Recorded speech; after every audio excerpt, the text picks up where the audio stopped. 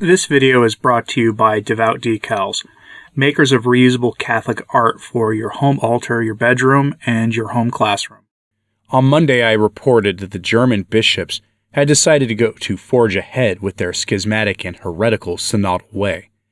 The German synodal program has been ongoing since October 2019, didn't let up during the events of 2020, and it's been ongoing now for nearly 5 years with a closure date of 2026. That makes what the Germans are doing a longer ecclesiastical process than the Second Vatican Council. The goal of the German synodal way is to decentralize the governing of the Church in Germany by putting authority over bishops, priests, and dioceses into the hands of laity, as well as to make that sin that James Martin has a rather strange interest in now acceptable to the Church, complete with blessings provided by priests to those in those unnatural pairings. They have said they think the Church has been wrong about that teaching. The Germans also want to impose deaconettes and priestesses on the Church. Their stated goal is to start with Germany and then, because they expect the results to cause a resurgence in Catholicism in Germany, that the whole Church will follow suit and join them in their neo-Protestantism thereafter. So today, let's talk about the Vatican's response to this story. How the Vatican told the German bishops once again recently that they should stop doing this, and that why none of that actually matters, and why we shouldn't take anything seriously that the Vatican says on this story, or anything really touching on doctrine and dogma. But before we do that, I'm going to take a short moment and thank the channel members and patrons here for supporting the work of Return to Tradition. It is greatly appreciated. Their support has kept these daily messages coming, and for that, I do thank you. If you want to help support the work that I do here, there are links to Patreon, Subscribestar in the description box below, or you can hit that join button right below the screen here that you're seeing. It costs as little as $1 a month, and you get early access to videos, plus links to articles that I write elsewhere, and appearances I make on radio and internet shows. Thanks, and let's begin with this story from Pillar Catholic, who provides us this headline. Rome sets red lines for talks with German bishops. Okay, so, saying a red line has been set is a serious statement. It implies that there will be consequences for continuing to forge ahead with schismatic programs like what the German bishops are engaged in. In fact, by Rome telling them to stop pushing for these things without the rest of the Church, they are engaged in schismatic behavior. The Germans are. That's just what they're doing. But will Rome actually act? Probably not, but Cardinal Parolin is the one speaking out here, and he's a critical figure in Rome. Cardinal Parolin is the Cardinal Secretary of State, which is often called the Vice Pope. He has great influence and is often talked about as a potential successor to Francis at the next conclave. Keep that in mind here. From the article, quote, the Vatican has told German bishops that women priests and church teaching on James Martin stuff are not up for discussion in talks scheduled for next year. Rome set out its red lines in an October 23rd note to Beate Gillis, the General Secretary of the German Bishops' Conference. A conference spokesman confirmed that the bishops had received the message, reportedly sent by Vatican Secretary of State Cardinal Pietro Parolin, during a meeting of their permanent council at the start of this week. The 3-page Vatican document, published November 24th by the weekly Catholic newspaper Die Tagespost, addressed discussions between German bishops and curial officials that are expected to take place in January, April, and June 2024. The talks, which will focus on resolutions issued by Germany's contentious synodal way, are due to involve the Vatican's dicasteries for the doctrine of the faith, the promotion of Christian unity, bishops' divine worship, and legislative texts. The note's publication follows the release of a November 10th letter in which Pope Francis said he shared concerns that elements in the German Church are taking steps, quote, to steer it increasingly away from the universal Church's common path. The Pope was referring to the decisions of the Synodal Way, an initiative that brought together the country's bishops and select lay people at 5, quote, synodal assemblies between 2020 and 2023. Participants endorsed texts calling for women deacons, a re-examination of priestly celibacy, lay preaching at masses, James Martin pairings and their blessings, and a revision of the Catechism of the Catholic Church on the James Martin stuff. The note from the Vatican Secretary of State said that not all the issues raised by the German initiative could, quote, be placed on the same level. Some of them have aspects that cannot be put up for discussion, but also aspects that can be subjected to joint in-depth discussion, it explained, according to an English translation published by the website Heretic. The note said that two topics were, quote, there is no responsibility of arriving at a different assessment, where the teachings that priestly ordination is reserved to men, and the Church's negative judgment on James Martin activities, end lengthy quote. All right, so, it's a good statement and a good effort, but it doesn't actually matter, and I suspect Cardinal Parolin knows that it doesn't actually matter. The Vatican is set to have meetings with key figures from the German schismatic way 3 times in 2024, once in January, once in April, and then once in June. Not mentioned here is something else, though. The Synod of Synodality is set to have another one of its group hug, roundtable, talking, boring sessions in October 2024, where the James Martin Synod is going to be up and front in the center of the discussions. I've reported on that here before using official sources of information. Francis already authorized priests to give James Martin blessings to people in those weird pairings, though they said the sin could not be blessed. But anyone who's honest knows that is what the blessings will be given for. That's just how it's going to play out. While Francis has already said no to deaconettes and priestesses, people tend to forget what the Synod on Synodality has been really about anyway.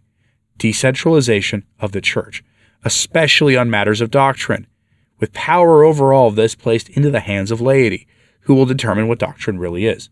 The Synod has said as much, okay? There you will get the justification for deaconettes and priestettes and bishopettes eventually. That's the point of synodality, and that is Rome explicitly endorsing what the German bishops want. The key to all of this is something Francis told the German bishops in the lead-up to the meeting of the Synod back in October. Don't do this without the rest of the Church. It's not that Rome doesn't want this to happen. It's that unity is the most important thing. Yes, Parolin said much of that is off the table.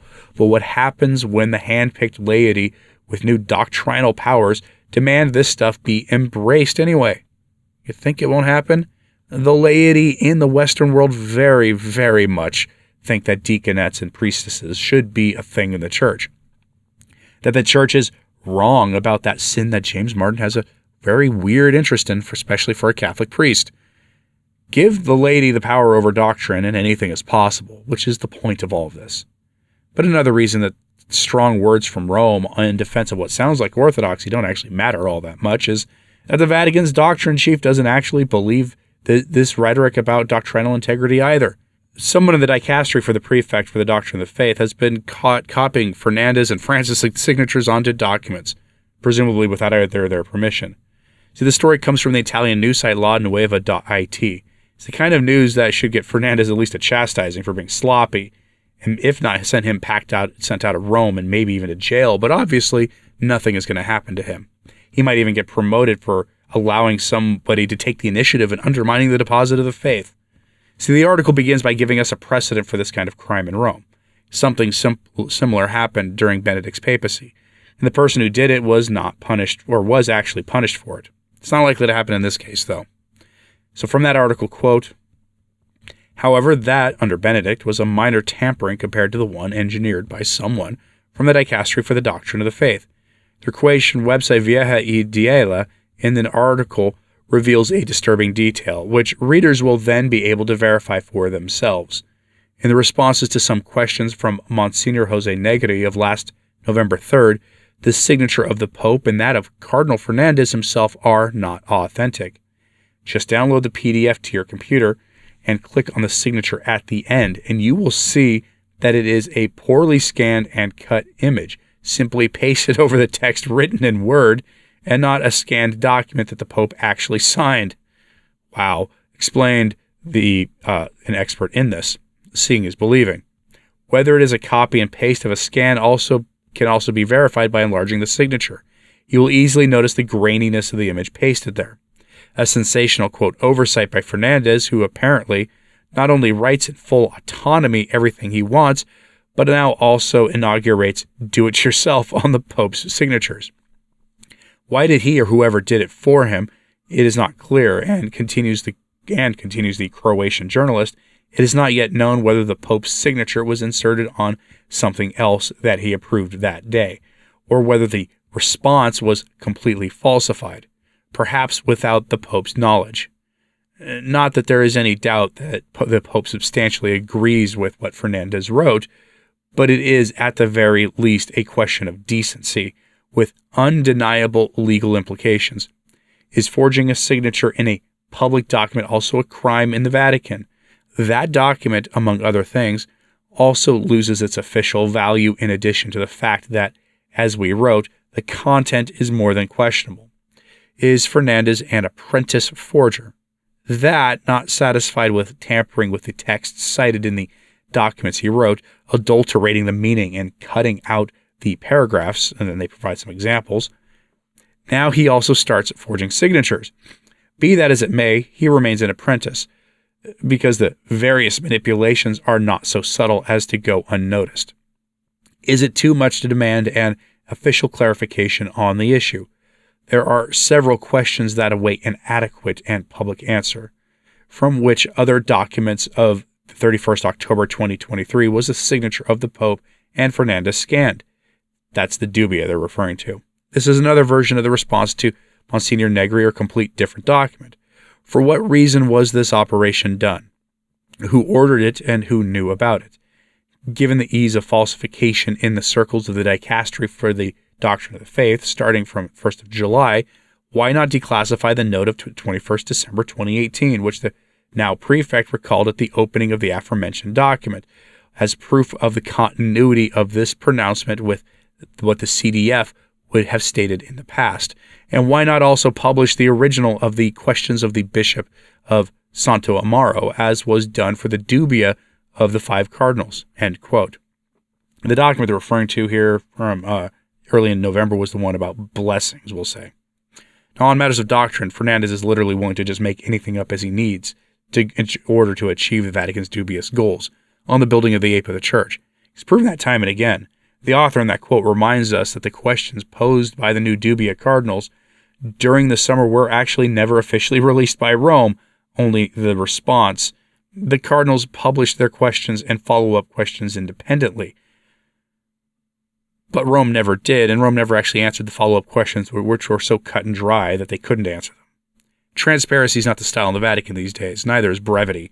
The Vatican's willingness to just make up rules on matters of doctrine and sacramental discipline makes their corrections of the German bishops ring hollow, especially considering that on most issues of the day the Germans are asking for, the Synod of Synodality has already signaled willingness to pursue the goals of the German bishops. They're on the same page. It all exposes the Vatican response to the Germans as pointless posturing. There is, however, one solution available to the Vatican: an apostolic visitation. Give the German bishops the Bishop Strickland treatment. But of course, removing a few of the worst offenders in Germany won't happen, because that treatment is reserved, of course, for bishops and religious orders who are too Catholic, too traditional, and who refuse to go along with the spirit of the world that grips the Vatican these days. It certainly isn't going to be used against proponents of heresy. People like that typically get promotions in Rome, like, say, Archbishop Fernandez did when he became the prefect for the dicastery of the doctrine of the faith. And maybe that, in the end, is the point of all this. But I'm curious what you think about this. Do you really think that Cardinal Parolin's statement means anything at all, given the looming synod coming just a couple of months after their last meeting with the German bishops? Or do you think they may actually take action against them? I'm very curious to see what you have to say, so let me know in the comments, please. And hit like and subscribe if you haven't. It does help. So does sharing this on social media. That helps too. As always, pray for the church. I'm Anthony Stine. Ave Maria.